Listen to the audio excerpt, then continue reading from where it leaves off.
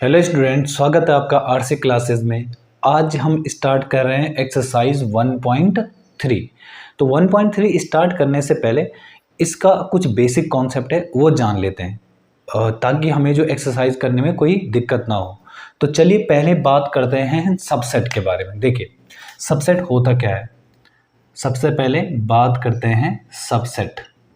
Subset क्या होता है, देखिए माना हमारे पास एक सेट है, मान लेते हैं एक सेट ए है जिसके एलिमेंट हमारे पास 1, 2, 3, 4 और 5। ओके स्टूडेंट, और हमारे पास एक सेट और है बी जिसमें एलिमेंट है हमारे 1, 2 और 3। तो क्या सेट बी के सारे एलिमेंट क्या सेट ए में मौजूद हैं? यहाँ पे देखिए 1, यहाँ भी 1 है, 2, 2, 3, 3। तो क्या सेट बी के सारे एलिमेंट सेट ए में मौजूद हैं?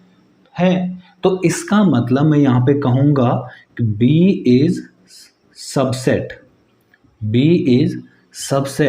ऑफ ए। तो बी जो है वो सबसेट है ए का। समझ में आया? अगर किसी सेट के सारे एलिमेंट किसी दूसरे सेट में मौजूद हैं तो इसका मतलब हम ये कहेंगे कि जो ये जिसके सारे एलिमेंट जिसमें मौजूद होते हैं ना, इसको इसका सबसेट कहते हैं। समझ में आ गया? बी को ए का सबसेट कहेंगे। एक एग्जांपल से और समझते हैं। माना हमारे पास एक सेट है सी जिसमें एलिमेंट है माना 1 या ए बी सी मान लेते हैं, ए और बी और सी।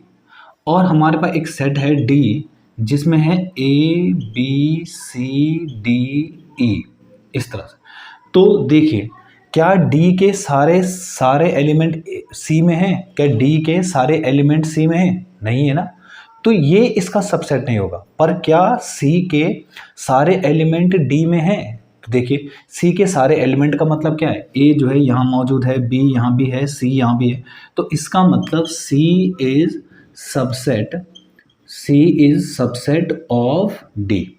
तो मैं ये कहूँगा जो सी है वो सबसेट है डी का। और सबसेट को हम डिनोट कैसे करते हैं मैथमेटिकली, कि बी इज सबसेट ऑफ ए। जो बी है वो सबसेट है ए का। तो उसी तरह से इसको भी कैसे करेंगे कि सी जो है वो सबसेट है डी का। ओके स्टूडेंट, ये किसी भी सबसेट को दिखाने का तरीका है। अच्छा, ये तो था सबसेट। देखिए मैंने क्या कहा कि अगर बी के सारे एलिमेंट अगर ए में मौजूद हैं तो बी को हम ए का सबसेट कहते हैं। तो फिर ए को भी तो कुछ कहना पड़ेगा ना। तो ए जो है वो बी का सुपरसेट होता है। समझ में आया? तो A is superset of B. B तो ए का सबसेट है और ए जो है वो बी का सुपरसेट है। ठीक, वैसे ही यहाँ पे देखिए सी जो है सबसेट है डी का। तो D is superset of C. Clear हो गया? किसी भी सेट के अगर सारे एलिमेंट किसी दूसरे सेट में मौजूद हैं तो इसका मतलब जिस सेट के एलिमेंट दूसरे सेट में मौजूद होते हैं ना, वो सेट उस सेट का क्या कहलाता है? सबसेट कहलाता है। किसी भी सेट के कितने सबसेट हो सकते हैं वो डिपेंड करता है इस बात पे। देखिए माना हमारे पास एक सेट है इस तरह से ए बी और सी। तो इसके कितने सबसेट बन सकते हैं, वो डिपेंड करता है। हमारा एक फॉर्मूला है 2 की पावर n। समझ में आया? 2 की पावर n का मतलब क्या है? Where n is number of element. आप समझते हैं इस बात को क्या है? जैसे हमारे पास एक सेट था ना, ये हमारे पास एक सेट था ए बी और सी, हमारे पास सेट था। तो हमने क्या किया, अगर इसके जो है हमें सबसेट निकालने हैं तो सबसेट कैसे निकलेंगे? देखिए 2 की पावर n, तो मतलब 2 की पावर कितने एलिमेंट है? 1 2 3। तो 2 की पावर 3 मतलब 8। तो इसके जो है टोटल कितने सबसेट बन सकते हैं? 8 बन सकते हैं। बताऊं कैसे? देखिए पहला सबसेट तो ये बन सकता है हमारा कि हम ए को लेके एक सेट बना दें। फिर ये भी बन सकता है कि हम बी को लेके एक सबसेट बना दें। फिर हम ऐसा भी कर सकते हैं कि सी को लेके हम एक सबसेट बना दें। फिर ये हो सकता है कि इन दोनों को लेके हम एक सेट बना दें, ऐसा भी तो बन सकता है। फिर ऐसा हो सकता है कि हम बी सी को लेके एक सेट बना दें, बी सी को लेके, ठीक है। फिर हम ऐसा भी तो हो सकता है हम ए सी को लेके सबसेट बना दें, ए सी को लेके सबसेट बना दें। ऐसा भी हो सकता है कि हम तीनों को लेके एक सेट बना दें, लो तीनों को लेके हमने एक सेट बना दिया। और ऐसा भी हो सकता है हम किसी को लेके सबसेट ना बनाएं, किसी को लेकर सबसेट ना बनाएं मतलब फाई। मैंने बताया था ना कि किसी भी जो एम्प्टी सेट होता है उसको हम फाई से दिखाते हैं। समझ में आया? जैसे यहाँ पे 1 2 3 4 5, तो हमारे 2 की पावर जो 5 है इक्वल टू 32। 2 की पावर 5 32 तो होता है, तो इसका मतलब इसके जो है 32 सबसेट बन सकते हैं। क्लियर है?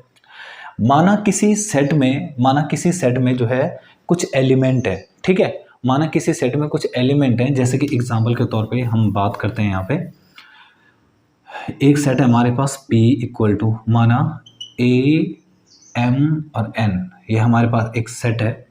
हमें इसके सबसेट निकालने हैं। तो कोई भी किसी भी सेट के जो सबसेट होते हैं ना, वो क्या होते हैं, उनके एलिमेंट को इंडिविजुअली अलग अलग लिखना है, ठीक है।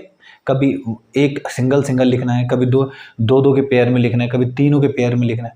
और कोई भी सेट अपना भी सबसेट होता है, हमेशा याद रखना है। देखिए जैसे यहाँ पे था ना ए बी सी भी आ रहा है और यहाँ ए बी सी, तो ये सेट खुद का भी एक सबसेट है। और फाई और खुद तो हमेशा लिखना ही लिखना है। फाई जो है एम्प्टी सेट भी हमेशा खुद का एक सबसेट होता है, और साथ में एक खुद जो सेट है वो भी एक सबसेट होता है खुद का, ठीक। जैसे इसके अगर मुझे इसके सबसेट लिखने हैं, देखिए कितने एलिमेंट हैं 1 2 3, तो 2 की पावर 3 मतलब 8, तो इसके 8 एलिमेंट 8 सबसेट बन सकते हैं। तो कैसे बनाएंगे इसके 8 सबसेट? पहला A बन गया हमारा, फिर दूसरा B बन गया, M बन गया, फिर तीसरा N बन गया, चौथा हमारा क्या बन सकता है, A और M बन सकता है, फिर हमारा A और N बन सकता है, फिर हमारा क्या बन सकता है, A M और N बन सकता है, और एक हमारा 5 बन सकता है। तो 1 2 3 4 5 6 7, अच्छा एक और छूट गया है, एक छूट गया हमारा A और N। A और N से भी तो बना सकते हैं हम एक सबसेट, एक तो इंडिविजुअल, फिर ये दोनों भी एक सबसेट बना सकते हैं, फिर ये दोनों भी एक सबसेट बना सकते हैं, फिर ये दोनों भी एक सबसेट बना सकते हैं, फिर तीनों भी सबसेट बना सकते हैं। तो इस तरह से हम सबसेट निकालते हैं। समझ में आया?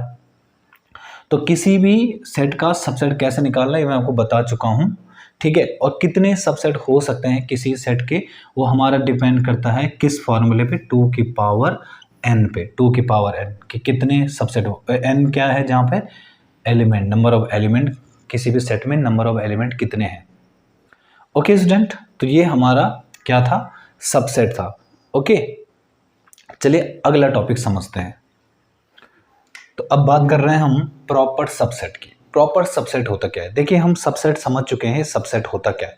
अब प्रॉपर सबसेट है क्या? देखिए माना हमारे पास एक सेट है A B और C, और एक जो B सबसेट है हमारे पास, एक जो B सेट है वो है हमारे पास A और B। तो देखिए जो A है ना, A जो है, A मतलब B के जो सारे एलिमेंट है वो A में मौजूद है ना। देखिए B के सारे एलिमेंट मतलब A और B तो यहाँ भी है, तो इसका मतलब B जो है वो सबसेट है A का। तो प्रॉपर सबसेट क्या हुआ? प्रॉपर सबसेट मतलब कि अगर हमारे पास B जो है, B के सारे एलिमेंट अगर A में है, तो अगर B जो है, अगर B सबसेट है, अगर B सबसेट है A का, एंड B जो है नॉट इक्वल टू है A, मतलब देखिए B जो एलिमेंट है ना, B एलिमेंट में जो है, B सेट में कितने एलिमेंट हैं, 1 2 A और B, और A में जो है A B C, तो इसके सारे एलिमेंट इसमें मौजूद हैं। तो इसका मतलब B सबसेट होगा A का। और साथ में क्या, A और B जो है दोनों इक्वल सेट हैं। इक्वल सेट की डेफिनेशन क्या थी कि उन दोनों में जो है नंबर ऑफ एलिमेंट भी बराबर होने चाहिए और एलिमेंट भी बराबर होने चाहिए। नंबर ऑफ एलिमेंट मतलब 1 2, तो यहाँ भी 2 एलिमेंट होने चाहिए थे, बट यहाँ तो 3 है, तो A और B बराबर नहीं है। तो इसका मतलब मैं यहाँ पे क्या लिखूंगा कि B is proper, B is proper subset, B is proper subset of A. ऐसा क्यों बोल रहे हैं? देखिए सबसेट तो ऐसा भी हो सकता है कि माना मैंने ए लिखा यहाँ पे 1 2 और 3, और मैंने एक बी सबसेट लिखा, एक बी सेट लिखा 2 1 और 3, ये माना लिखा मैंने। क्लियर है? तो ये मैं कहूँगा कि ए जो है वो सबसेट है बी का, नहीं है क्या? बताओ, ए के सारे एलिमेंट बी में है ना, और बी जो है वो सबसेट है ए का। क्यों? बी के भी तो सारे एलिमेंट ए में है, ए जो है सबसेट है बी का और बी जो है सबसेट है ए का।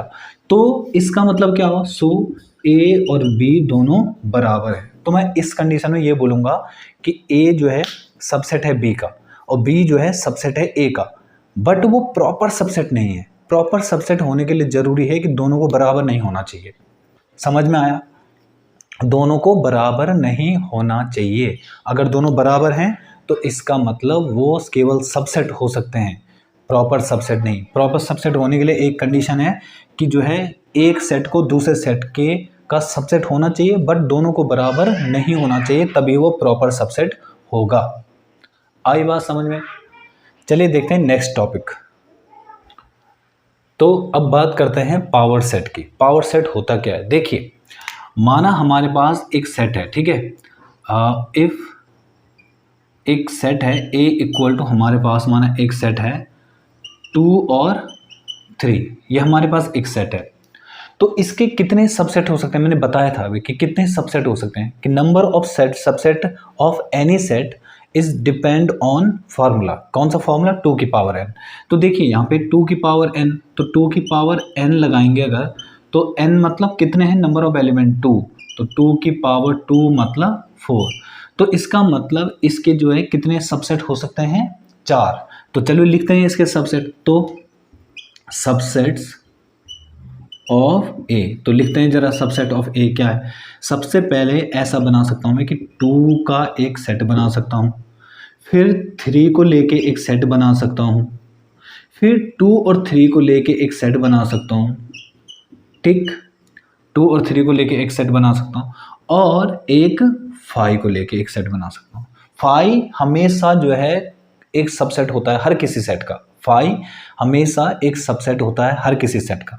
तो देखिए इसके 4 जो है कितने हैं? 4 सबसेट आ गए।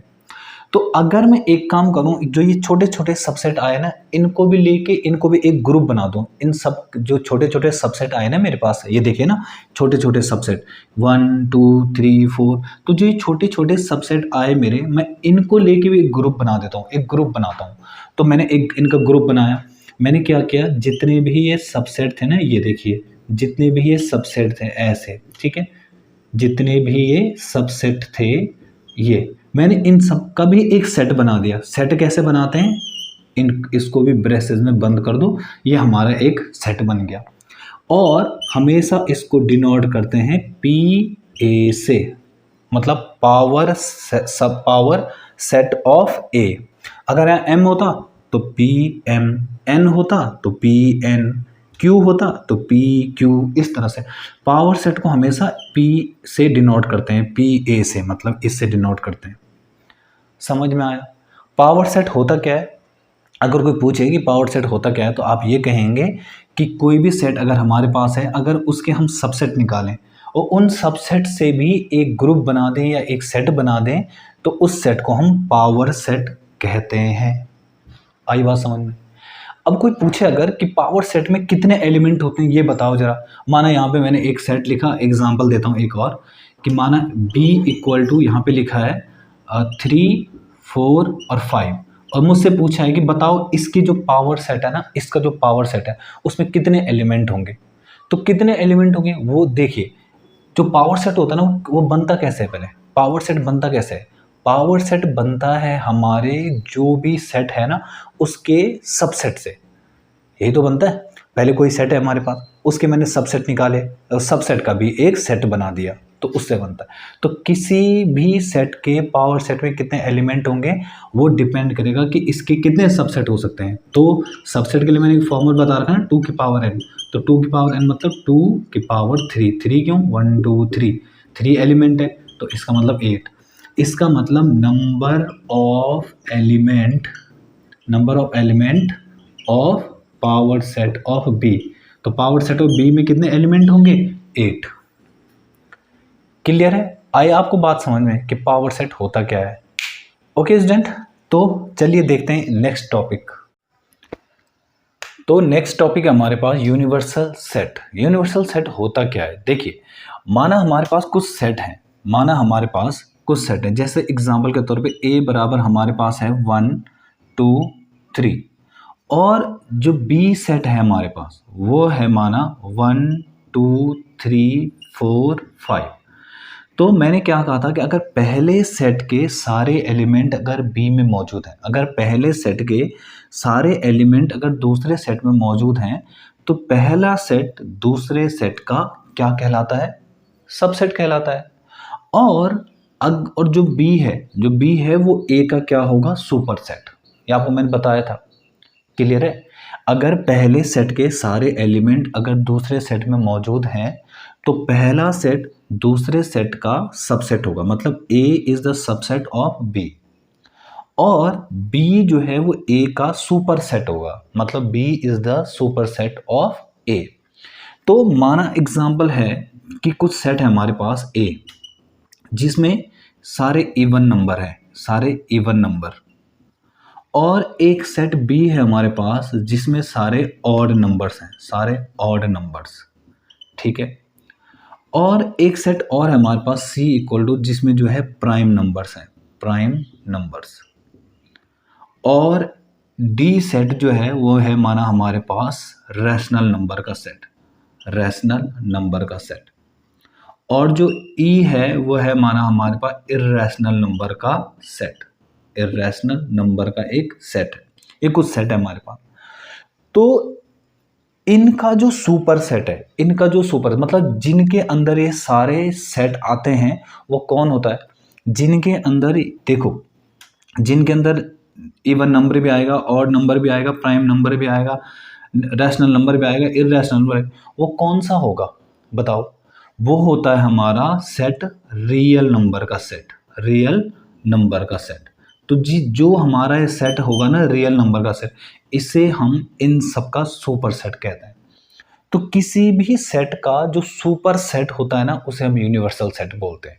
समझ में आया? मतलब जो छोटे छोटे सेट हैं, अगर इन सबको एक किसी सेट में डाला जाए, या जो ये छोटे छोटे सेट होते हैं, ये जिस सेट के अंदर होते हैं उसे हम क्या बोलते हैं? Universal set. और यूनिवर्सल सेट को हम डिनोट करते हैं हमेशा किससे? यू से। किससे डिनोट करेंगे? यू से। इस तरह से। समझ में आया? यूनिवर्सल सेट को हम यू से डिनोट करते हैं। ओके स्टूडेंट, तो ये आपके पास जो एक्सरसाइज 1.3 थी उसके कुछ कॉन्सेप्ट थे, ठीक है। एक कॉन्सेप्ट और बच गया है, चलिए उसे भी क्लियर करते हैं। तो नेक्स्ट टॉपिक है हमारे पास इंटरवल्स क्या होते हैं कि किसी भी सेट को रिप्रेजेंट करने के हमारे पास दो तरीके हमने सीखे हैं। कौन सा? एक रोस्टर फॉर्म और एक सीखा है हमने सेट बिल्डर फॉर्म। अब हम क्या कर सकते हैं, जो हमारा सेट होता है ना, उसको हम इंटरवल्स के फॉर्म में भी लिख सकते हैं। अब समझाता हूँ है क्या। तो जैसे कि माना हमारे पास ये लिखा है कि x such that x belongs to real number, और साथ में ये भी लिखा है कि जो x है वो बड़ा है और बराबर है -3 के, और साथ में छोटा है 6 के, इस तरह से। तो अगर इसको इंटरवल्स की फॉर्म में लिखना, तो हमारे पास जो इंटरवल्स हैं वो होते हैं दो टाइप के। एक हमारे पास होता है क्या? क्लोज इंटरवल, और एक होता है हमारे पास ओपन इंटरवल। जो क्लोज इंटरवल होता है उसे हम इस तरह से डिनोट करते हैं, क्लोज। और जो ओपन इंटरवल होता है, ओपन इंटरवल जो है वो हमको ऐसे डिनोट करना है। अब ये कहाँ कहाँ काम आते हैं वो मैं बताता हूँ। देखिए, जो क्लोज इंटरवल है ना, उसका इस्तेमाल या उसका यूजेस हम कहाँ करेंगे पता है? जहाँ पर दोनों नंबर को इंक्लूड किया जाए। माना सोचो कि ये यहाँ पे देखिए, यहाँ पे ये x लिखा है ना, ये x जो है -3 से बड़ा भी है और -3 के बराबर भी है। देखो इक्वल टू भी लगाया साथ में। तो इसका मतलब क्या है? जो हमारा x की वैल्यू है वो -3 से लेकर और कहाँ तक है, 6 तक है।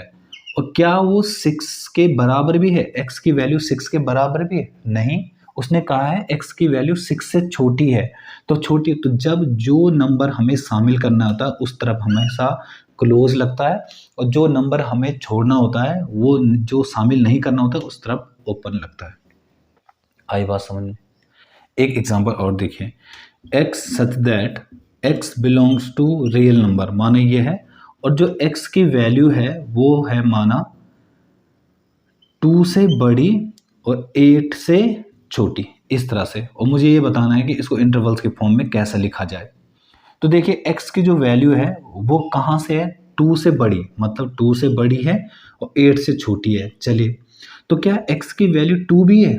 नहीं, 2 से बड़ी बोला है, 2 के बराबर नहीं बोला है, तो ओपन। क्या x की वैल्यू 8 के बराबर भी है? 8 के बराबर नहीं, उसने कहा 8 से छोटी है, बट 8 नहीं है, तो ऐसे में ओपन। ओपन इंटरवल वहाँ लगेगा जहाँ पे दोनों एक्सट्रीम जो नंबर्स हैं उनको अगर छोड़ा जा रहा है, और अगर एक्सट्रीम नंबर को इंक्लूड किया जा रहा है, मतलब जो उनके किनारे किनारे के नंबर हैं अगर वो भी लिए जा रहे हैं तो ओपन लगता है, अगर सॉरी क्लोज लगता है। अगर सोचो यहाँ पे इक्वल टू होता तो इसका मतलब था कि x की वैल्यू 2 भी है और 2 से बड़ी भी है, और 8 भी है और 8 से छोटी भी है, तब मैं यहाँ पे इनको न लगा के किनको लगाता, क्लोज लगाता। अब वो कई बार क्या होगा कि यहाँ पे क्लोज लगेगा, यहाँ पे ओपन लगेगा, यहाँ ओपन लगेगा, यहाँ क्लोज। वो तुम्हें डिपेंड करता है कि इक्वल टू किस तरफ है।